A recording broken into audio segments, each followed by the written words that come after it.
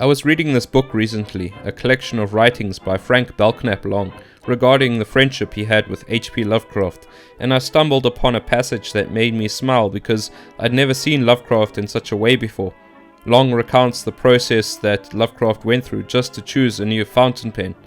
I felt this anecdote really humanized the figure of Lovecraft and gave a peek at how he actually was as a person. Anyone can read a factual biography of Lovecraft and know the key points of his life, but such passages as I read, written by his actual close friend, shows him in a different light, a very human light. Anyway, I'll read verbatim now Long's account as to how Lovecraft chose his pen. Howard was fascinated by small articles of stationery. Writing pads, rubber bands of assorted sizes, vials of India ink, unusual letterheads, erasers, mechanical pencils, and particularly fountain pens. He used one pen chosen with the most painstaking care until it wore out and several important factors entered into his purchase of a writing instrument. It had to have just the right kind of ink flow, molding itself to his hand in such a way that he was never conscious of the slightest strain, and he filled page after page with his often minute calligraphy. It also had to be a black waterman. A pen of another color or make would have been unthinkable. When a pen he had used for several years wore out, the purchase of a new one became an event. Lamentable in some respects, but presenting a challenge which I am sure he secretly enjoyed. We were walking northward from Battery Park, where I had met him at noon, stopping occasionally to admire one of the very old houses which still could be found scattered throughout the financial district in the 1920s, when he told me that he intended to purchase a new pen at the first stationery store that had a well-stocked, reliable appearance. He removed the old one from his vest pocket and showed me how worn the point had become. I found myself wondering just how many letters and postcards he had written with it, for it did have a ground-down aspect. We walked on for 3 or 4 blocks, found the kind of store he had in mind, and I accompanied him inside. The clerk who waited on him was amiable and greeted him with a smile when he asked to try out a number of pens. "The point has to be just right," Howard said.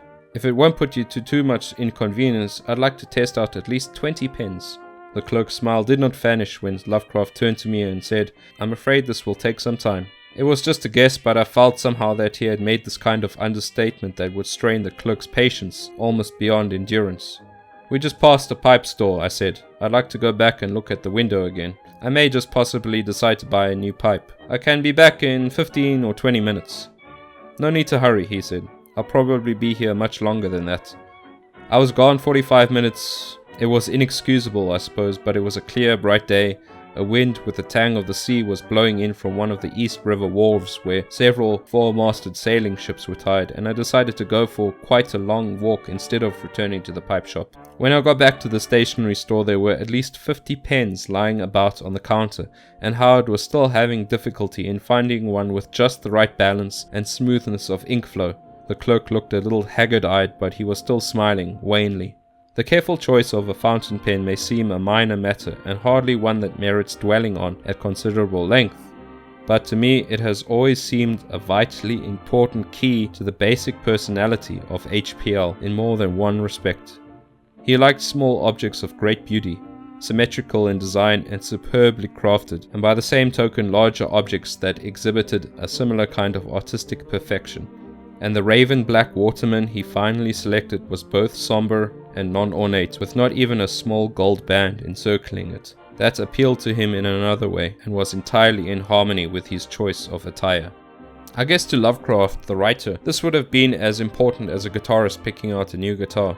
This book contains many such anecdotes, many of the day-to-day interactions between Long and Lovecraft, as well as Long's deeper reflections on their friendship and aspects of Lovecraft's life, all from Long's perspective, and at times from Lovecraft's own lengthy quotes.